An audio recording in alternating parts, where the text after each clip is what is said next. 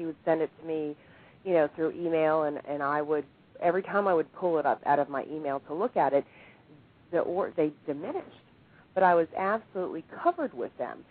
And, it's been a slow process, perfectly slow, where I am right now.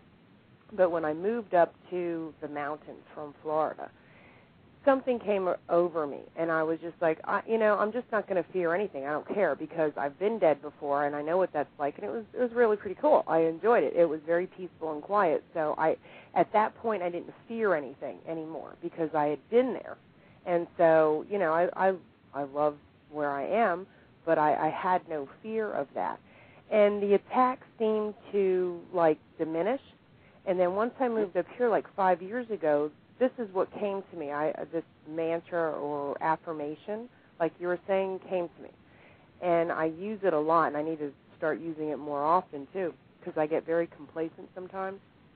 But it came to me, I am divinely protected, guided, guarded, protected, and provided for. And I know when I use that, I don't feel like I'm getting pulled down. So I don't feel like the negative energy is coming after me. Something like that will have a big effect on you, and the more you say it, the more power you'll have. And saying it, thinking it, writing it out on posters and putting it on your walls all around you, the more you saturate yourself with that, the more powerful it'll be. And do you understand why verbal affirmations are a lot more powerful than silent affirmations? Mm-hmm. Yeah, I do. I do understand the power of words. Do you understand why? No, not why. Well, okay. It's very simple. Vibration? I work with the energy body a lot. Okay. The spoken word vibrates the throat chakra, which activates the throat chakra and broadcasts the word that you speak on the astral level. Your higher self aspect of you is much more receptive and proactive on the astral level. So speaking it aloud helps get the message through more clearly than does a thought. Okay. I have people helping people with these horrendous problems, and now I get them to use verbal affirmations, particularly while they're driving, while they're alone, in the shower, anywhere they can speak words, because you don't want people laughing at you. To walk down the street muttering to yourself. Good way to get arrested.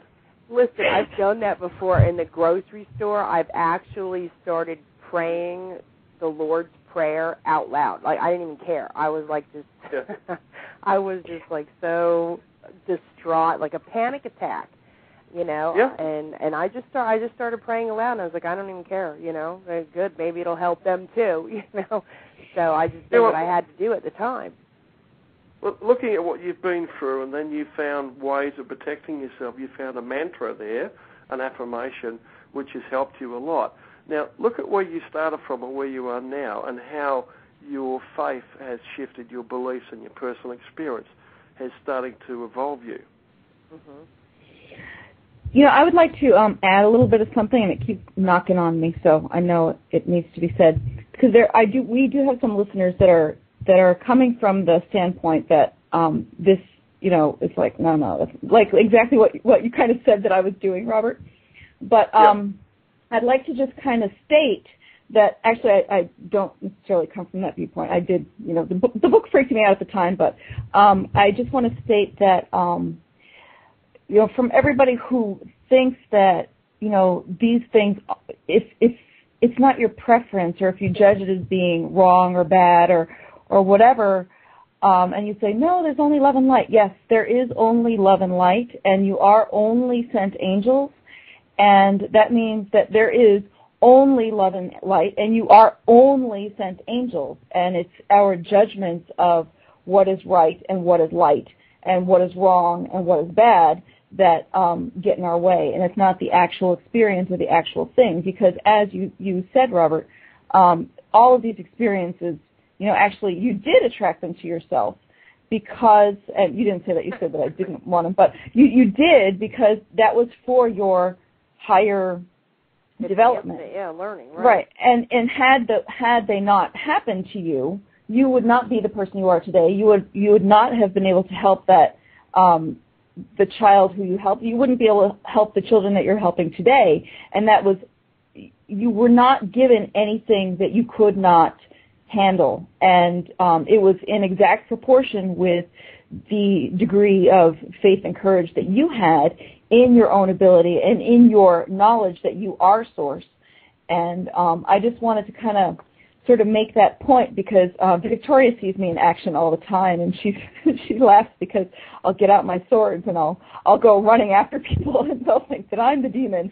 And but it really is, just for those people that are listening, yes, it is all love and light, and it is all, it's all good.